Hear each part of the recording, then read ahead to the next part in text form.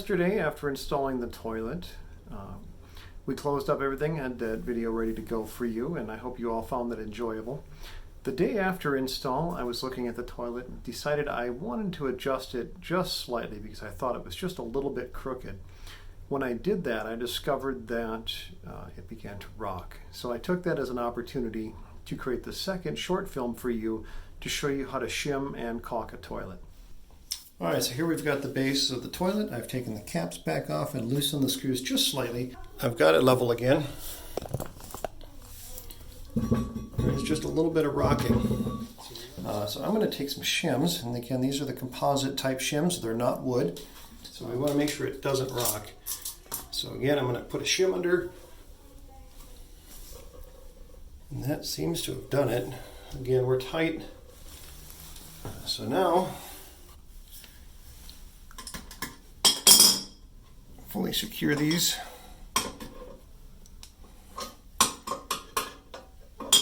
And now before I get too snug, I'm actually going to make sure I've got this side fully supported because I don't want to have a void under there, and tighten it down because that you'll risk cracking the base.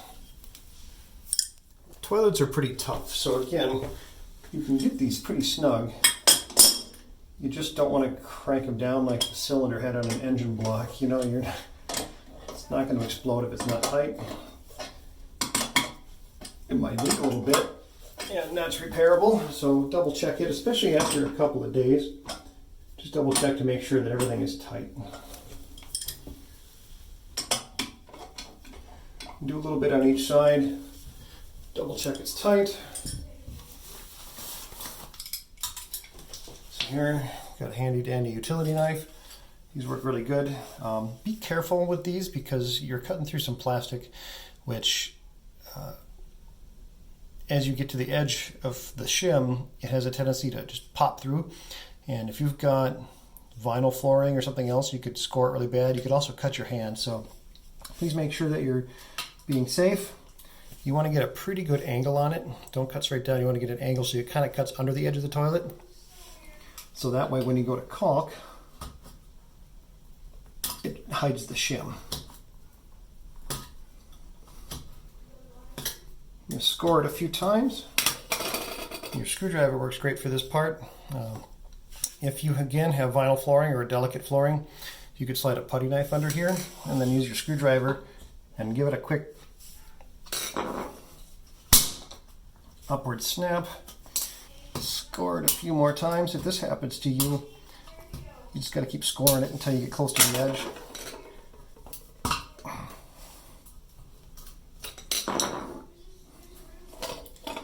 Boy, no rest for the wicked. Apparently I have to cut all the way through this shim. I don't usually get this kind.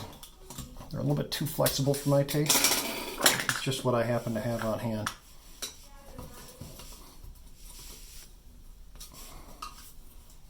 Slide it out here a little bit so I can cut it off. I got it almost there. It's just finally.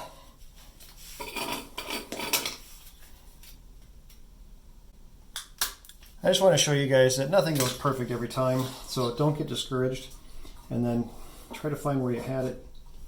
Push it back so it's just under there. Things aren't going to be perfect every time, and I want you guys to understand that it's okay if you get it perfect. I understand that you're not a professional, and you should understand you're not a professional. You're doing the best you can, and the best thing is that you try. So that's the message. If anything else I want to get across is you don't have to know how to do it perfect. You just have to try. So the shims are there, and there. Focus. And they're under there. The toilet is still here now, and we're ready to caulk. When you get around to your caulk tube, I like to cut a 45-degree angle on the tip. Try not to cut too far back or you're going to end up with caulk everywhere. It's best if you have a hard surface to cut against. I'm going to use a shim here for demonstration. Just press down, give it a slice, and you get that nice 45 tip. And so now when you're caulking, you can put the short side of the tip against the gap and get a pretty nice fill on it. This can be daunting to people, especially if you get into a spray area where the gap is larger than the tip, to get a smooth edge. So I'm going to show you how to get a nearly perfect caulk bead every time. Painter's tape is a great way to lay out the bead. You want to have about a 1/4 inch gap, and it's okay if you do this in 100 little pieces.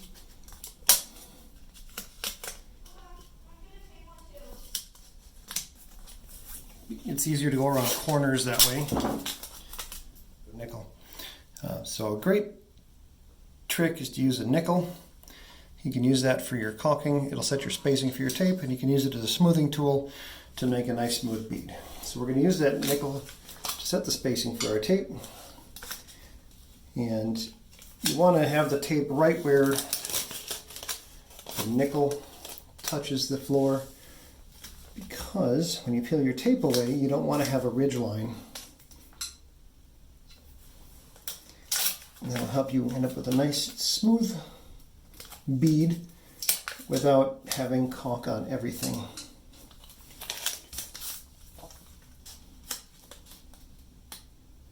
This works great for doing bathtubs too. I usually use a 1/4 on bathtubs, but a nickel will work just fine as well. And tape will bend a little bit. If you're careful, you can stretch it. Don't be afraid to use a lot of it to get around curves, because, as I said, tape is inexpensive, and you do the best you can. All right, continuing on.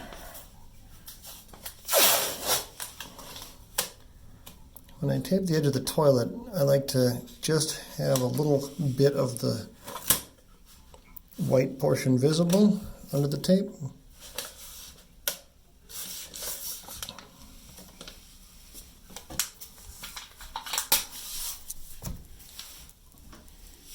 And then when we put the caulk in, it should smooth in quite nicely. I know this is a little bit of a tedious process, guys. It's worth it in the end, I promise. Makes cleanup a snap. Give your toilet a hug. Get in there behind it. The nice thing too is if you move along in one direction, it makes it easier to peel everything up, because you pick the bottom layer and it takes all the ones on top of it along with it. So when you go to pull this off, it comes off very easily. And you can see I'm not using really big pieces of tape here. Just double checking once in a while to make sure my spacing is pretty fair. I have a feeling that some of these got a little close, and again, it's okay if it's not perfect. Alright, so toilet is all taped off. That only took a moment. And get our caulk ready. Now I like to have some paper towels on hand, because it's great to be able to clean off whatever smoothing tool you're using, as well as your fingers, because at some point you'll be using your fingers. Almost everybody always does. Some kinds of caulk tubes have a seal right here that you need to break.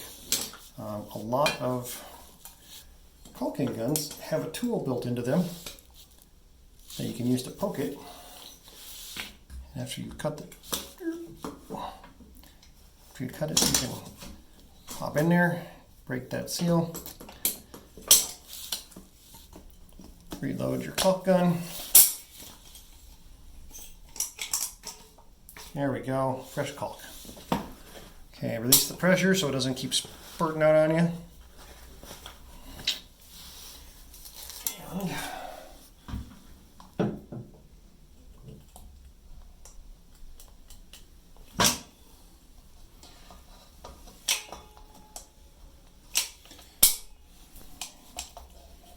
I'll make a god-awful mess here.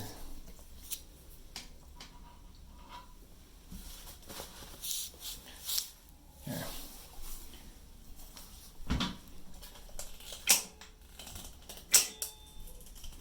So this is, I'm doing it kind of messy, just for anybody who's never done it before. I want you to see what it looks like if you get a lot going on in there.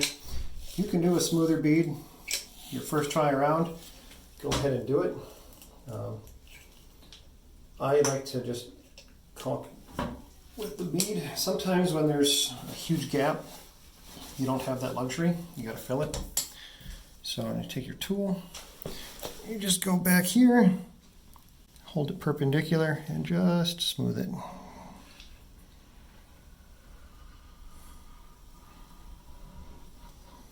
And just wipe this off.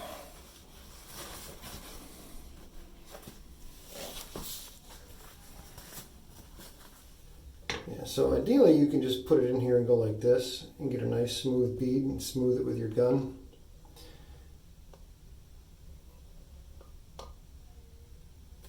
And that's my preferred mode, but since we're doing the nickel trick today, I'm going to put a little extra on there so we have enough to smooth out. Get it around the back here.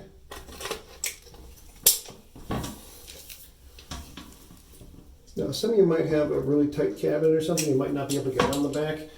Don't worry if you don't get all the way around. It's not the end of the world. This is mostly to keep the toilet in still.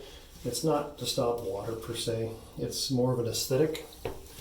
And it provides a seal of the toilet to the floor in case there's any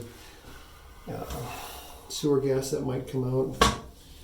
If you flood your floor from your bathtub, it doesn't go into the toilet and stay wet forever. Just using my handy dandy paper towels here to clean off. Just getting my coin clean. Alright, so just give it a second smoothing. Make sure none of that fell in there.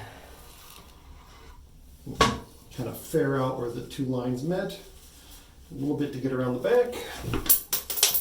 Throw in my nickel. Okay, here we go. Alright.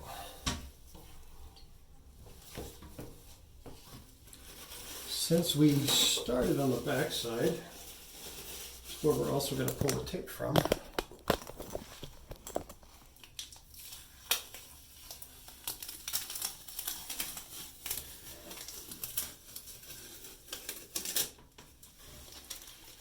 So it all just comes off, and then you just kind of fold it up on your paper towel there.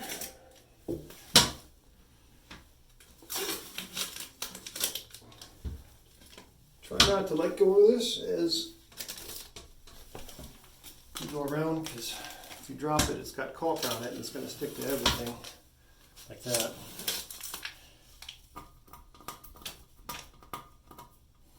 Come on.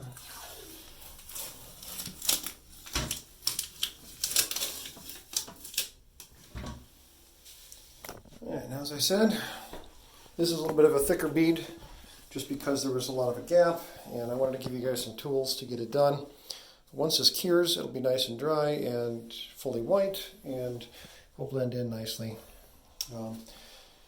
If you are feeling confident and want to try it either as a tighter bead using the tip of the gun, go ahead, please try it. And try to keep your fingers out of it if you can. If you do have to use a finger, get it wet first and then gently smooth it and fair it away. And don't touch it with a dry finger, because it'll make it stick to everything and make a mess. So this toilet is done. We're all caulked in, faired out, and ready to roll.